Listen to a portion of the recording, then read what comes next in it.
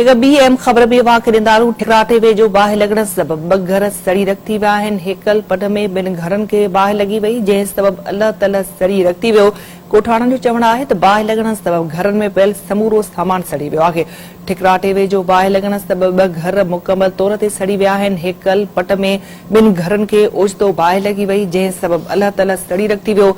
ॻोठाणनि जो चवणु आहे त बाहि लॻण सबबि घरनि में पियल समूरो सामान सड़ी वियो आहे। ठिकराटे वेझो बाहि लॻण सबबि 2 घर सड़ी रख थी विया। हेकल पट में 2 घरनि खे ओचितो बाहि लॻी वई, जंहिं सबबि समूरो घर सड़ी वियो आहे। अवां खे अपडेट कयूं पिया।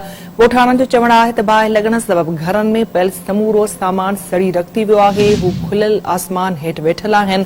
2 घर मुकमल तौर ते सड़ी विया आहिनि। अवां खे अपडेट कयूं पिया। ठिकराटे वेझो बाहि लॻण सबबि 2 घर मुकमल तौर ते सड़ी विया आहिनि।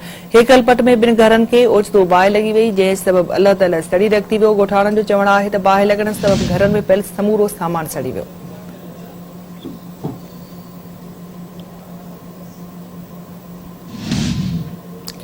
ठिकराटे मां अवां खे अपडेट कयूं पिया इन अफ़सोसनाक ख़बर जे हवाले सां त ठिकराटे वेझो बाहि लॻण सबबि 2 घर सड़ी रख थी विया आहिनि।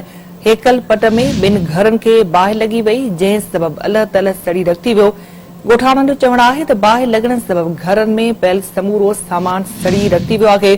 ठिकराटे वेझो बाहि लॻण सबबि 2 घर सड़ी रख थी विया आहिनि। वधीक तफ़सील लाइ राब्तो कयो आहे सिंध टीवी न्यूज़ जे रिपोर्टर मजीद महर सां। जी मजीद, ॿुधाइजो बाहि कीअं लॻी आहे?